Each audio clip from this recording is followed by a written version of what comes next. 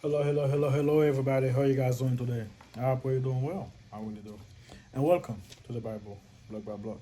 Today is the 271. Friday 271, we're going to be reading uh, Law of Purification. That is Numbers 19. As always, if you guys like what I'm doing, like, share, subscribe, follow, put on notification. If you're not seeing me follow videos, just no, that is it. So, anyway, put on notification and pray for me. I'll pray for you. All right. Even though I should have said that last, but yeah, I'm tired. Okay. Anyway, let us begin. Our Father in heaven, holy is your name. Your kingdom come, your will be done on earth as it is in heaven. Give us today our daily bread. Forgive us our debt as we forgive our debtor. Do not lead us into temptation, but deliver us from the evil one. For your kingdom and your glory and your honor is forever and ever. Amen. All right. Before we do that, let's do something real quick. All right. Believe an idea. The animal to be sacrificed is reserved to God from its birth. The specification that it could never have been used by anyone else is a way of emphasizing this consecration. Possibly, the prohibition of using dressed stones for the Lord altar has a similar meaning. All right, let's read. Now the Lord spoke to Moses and Aaron, saying, This is the ordinance of the law which the Lord has commanded, saying, Speak to the children of Israel, that they bring you a red heifer without blemish, in which there is no defect, and on which your yoke has never come.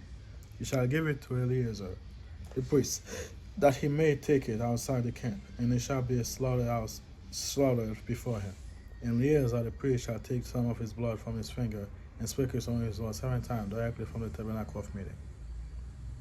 Then the heifer shall be burned in his sight, in its hide, its flesh, and its blood, and its offal shall be burned.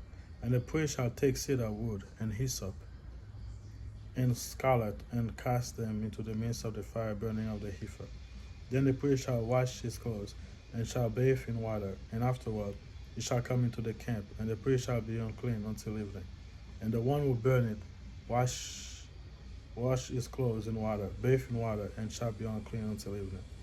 Then a man who is clean shall gather up the ashes of the heifer, and store them outside the camp in a clean place, and they shall be kept for the congregation, for the children of Israel, for the water of purification. It is a purification sin.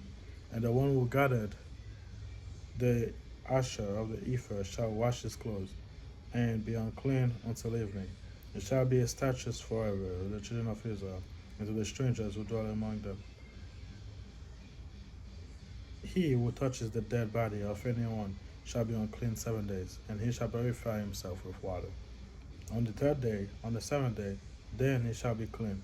Or if he does not purify himself on the third day or on the seventh day, he shall not be clean. Wherefore, whoever touches the body of anyone who has died and does not purify himself, they defile the tabernacle of the Lord. Remember this when you go to the story of Samson. That person shall be cut off from Israel. He shall be unclean, because the waters of purification was not sprinkled on him. His uncleanness is still on him. This is the law when a man dies in the tent, and all who come in the tent and all who are in the tent shall be unclean 7 days, and every open vessel which has not covered on him is unclean. Wherever that open field touch one who is slain by the sword, or who has died, or bone of a man or a grave, shall be unclean 7 days. Before we keep going, let's do a quick hygiene reading here. Hygiene and holiness. The law pertaining to the handling of the corpse and other hygiene touches don't say that cleanness is next to godliness, but it does suggest that's funny. It does suggest a close connection to standard of health, ritualistic purification, and required for worship of a holy God. To learn more about this relationship, see clean versus unclean at Leviticus. Okay. Actually, a lot of things in the Bible, everything almost, yeah, pretty much everything in the Bible, especially the law of Moses and all that stuff. If you do it, you will live a healthy life, you will live a long life, and if everybody start to follow us in the Bible, the nation will grow so much. It's a true, it's a fact. Everything God permit and do not permit is for your health. Everything, everything. Now, I'm not a Muslim, and I'll be like, oh, yeah, look, the Bible is true because this and that. No. But I'm saying it's worth it. You look at.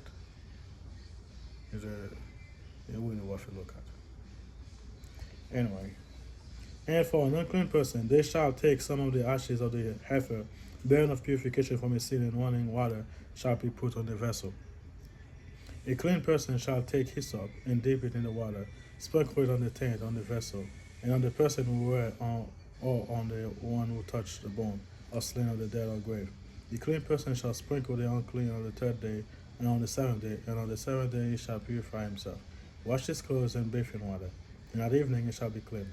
But the man who is unclean and does not purify himself, that person shall be cut off from among the assembly, because he has defiled the sanctuary of the Lord. The water of purification has not been sprinkled on him. He is unclean. It shall be perpetual stenches for them. He who will sprinkle the water on purification shall wash his clothes, and he shall touch the water of purification, shall be unclean until evening. Whatever the unclean person touches shall be unclean, and that person who touches it shall be unclean until evening. All right. Thank you guys for being here. Pray for me. I'll pray for you. I'll see you next time. Bye.